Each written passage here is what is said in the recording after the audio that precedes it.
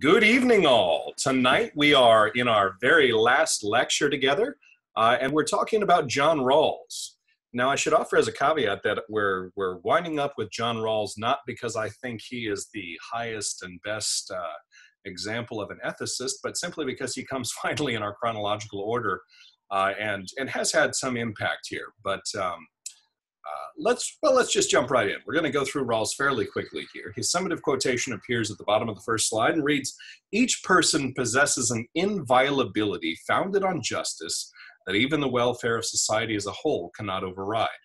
So ultimately what he's replying here to is utilitarianism, because from about the 1860s, when John Stuart Mill was writing, until John Rawls's time in the 1970s, more or less, utilitarianism was the dominant moral theory of the English-speaking world.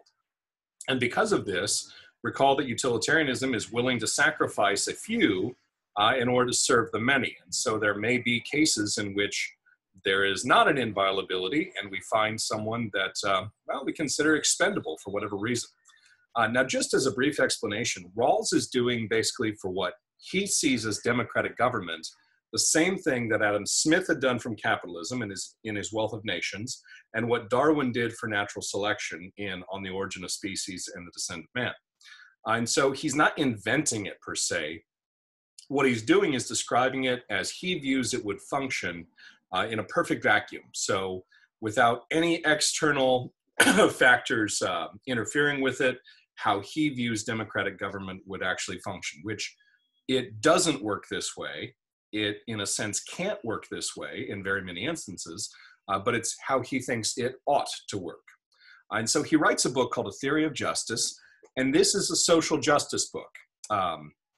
Addresses fundamental questions of political philosophy, what are our basic rights and freedoms, equal opportunity, what he calls distributive justice, which we'll get into in a little bit here. And that's going to be a fair distribution of social and economic advantage. It kind of revitalizes moral philosophy when he writes this, and it's a very impactful book, although kind of a boring one. And now it's considered kind of a classic of political philosophy. So what Rawls is doing is giving us an alternative to utilitarianism in both moral and political philosophy by going kind of a social contract route. So you will recall our social contract theories, Hobbes, Locke, to some extent Rousseau and Kant. This is how would we come up with a legitimate government? So Rawls is going to use the idea of a fair agreement between free and equal people to derive the fundamental principles of a just society. Now he calls this theory justice as fairness, which refers to two distinctive parts of his theory. First, it refers to his two principles. We call them P1 and P2. P1 reads, each person has an equal right to a fully adequate, emphasis my own, adequate scheme of equal basic liberties that is compatible with the same scheme of liberties for all people. So he's not talking about a big, long laundry list of liberties. He's saying adequate, makes the grade, meets minimum requirements. That's very important to keep in mind. And in terms of basic liberties, again, that is the minimal amount required or allowed. P2 states, social and economic inequalities are to satisfy two conditions. One, they're attached to positions open under all conditions of fair and equal opportunity. And B, they're to be the greatest benefit of the least advantaged members of society. And we'll break that down a little bit here in just a bit. Now, some of this is kind of, it shouldn't be mistaken for trickle-down economics, because that's really not what it is. But think of it from a supply-side economic standpoint. So supply-side economics is a macroeconomic school that basically says, economic growth can be most effectively created by lowering barriers for people to produce, supply goods and services. That is to say, if I were to come out and say, look, whoever makes the cheapest iPhone is the one that we're going to buy from, that would increase the number of people that have a modicum of technological expertise that would go into producing these things, or competitors for the iPhone or what have you. It really doesn't matter what's being made. One way to do this is to lower income tax, so more people have more incentive to work, capital gains tax, and also by allowing greater flexibility by reducing regulation, so deregulation. If, for instance, we were to say that anyone anywhere can produce meat for consumption by the public, one, the FDA would have a heart attack, but two, you would have a lot more people maybe growing their own cows, pigs, and so on, with the intent of selling them at the end of that. But we don't do that right now. So supply side economics says consumers are going to directly benefit from a greater supply of goods and services, provided they're available at a lower price. So right now, gas is at a low price, but we can't drive anywhere. So, fill up your 55-gallon drum and hope for the best. And one of the concepts that's involved in supply side economics is what's called the Laffer curve, which ironically isn't funny. The Laffer curve illustrates this tenet of this, that let's say you were to tax people at 100%. So everything that they make, you're taking in taxes. But on the other hand, let's say you tax people at 0%. So you take no taxes whatsoever, and whatever you get, you're getting voluntarily. What the Laffer curve basically states is that it's going to result in the same amount of tax revenue income. Because at 100%, nobody's going to work because nobody wants to pay that taxes. At 0%, nobody is going to voluntarily pay the government taxes. So the optimum point of taxation is somewhere smack in the middle, or roughly 50%. Now, that does work in some places, but not in all situations. Now imagine for Rawls to say that instead of economics, turn it to ethics. If we give people 100% freedom and liberty to do everything that they want, or we give them no freedom and liberty to do what they want, neither is going to work. Somewhere in between those two then is the optimum number that we're looking for. So those first principles that he gave us, the first principle is one of equal liberty. If we recall our Hobbes, remember liberty is the absence of external impediments. There's nothing outside of me getting in my way, keeping me from doing what I want. The second one has to do with permissible social inequalities. Unlike Marx, who said following this revolution by the proletariat, there will emerge an ideal equal classless society, Rawls recognizes that there are always going to be inequalities. There will always be the haves and the have-nots. Now, the idea behind this difference principle, is that inequalities are fair when the least well-off, whoever they are better off than they would be under alternative social arrangements. But there's some problems with this.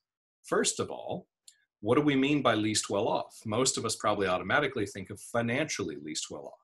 But what if it were intellectually? What if it were physically? And so on and so forth. All these various different ways that we could be poorer, well-off than other people.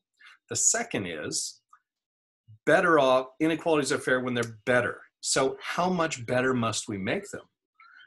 If someone is starving and I give them $10, they can buy a meal. If I give them $1, they're going to be pretty limited. If I give them a penny, technically they're still better off, but not so substantively better off that they could actually do something with it. So Rawls justifies this by saying that you would make this in the original position. This is a hypothetical, so it's a thought experiment. Hypothetical rational choice among free and equal people. Okay, so what does he mean by that? One of the striking features of this is he says you do this from behind a veil of ignorance. So think of a veil, down over your face. You don't have any particular information about yourselves or your social position to try and make you choose fairly. So you don't know if you're male or female, black or white, gay or straight. You get the idea, okay? You have no idea whether you're rich or poor and so on and so forth, educated or not. Without this, the idea is that you'll choose from a perfectly fair condition. If you choose something that helps everybody except gay, black, Jews over 50, and you turn out to be that thing, that's going to be very, very bad for you. So you shouldn't choose anything that isolates one group of people. And again, this is kind of his response to utilitarianism. So if a choice is made under fair conditions, and a society that follows this is fair, well, then it's probably going to be a good choice. Now, where have you seen this? You actually see this every time you step into a government building that's been built with ADA compliance. So light switches and plugins are so many inches off the floor or close to the floor. Door handles are derived in such a way as you don't have to grip to turn. You've got either ramps or flat spaces to begin with, zero clearance doors, all of that kind of stuff that we call universal design, which if you don't need it, it's not really a hassle to have it. But if you do need it, you absolutely need it. So imagine a world in which everybody were handicapped in some way and had to have those accesses. This is kind of what Rawls is doing. Now, his first key concept there is justice as fairness. And this is that idea that we're going to choose something that's fair to all citizens if they're considered as free and equal. We already know what the social contract is, so we don't need to go through that, nor do we probably need to recap the state of nature. That original position, that's that hypothetical choice from behind the veil of ignorance. And what Rawls is trying to get at is for us to make a completely impartial and fair to all decision. Now, if we go back to Sartre from last week, remember Sartre basically said it's impossible for us to relieve ourselves of our subjectivity and to be completely impartial. And that's probably a little more realistic with where this is all going. So let's see, I'm going to skip a little bit here. Now, one of the things that he's usually criticized for, and if you're following along, this is on slide 29, is his position really rests very heavily on this idea that morally arbitrary factors, things like the family that you were born into, any inherited wealth that you might get, your natural physical or intellectual abilities, shouldn't determine your life and your chances. And yet in reality, we know that if you're born into one of these several political dynasties, you're probably going to be okay. If you've got a lot of inherited wealth, probably going to be okay. If you're freakishly tall or strong or smart or whatever, you're probably going to be okay. Rawls says we have to ignore that. And that's kind of one of those things where we say, could we ignore that? His colleague at Harvard, who from what I understand actually had the office across from him, Robert Nozick, published a defense of libertarian justice called Anarchy, State, and Utopia. Anarchy is no rules whatsoever. The state is kind of the middle ground, and utopia is everybody is kind of free to go. It's a reaction to and a rejection of this theory of justice. One of the main criticisms is that he uses what's called maximin reasoning. Maximin means we are trying to maximize the minimum gain.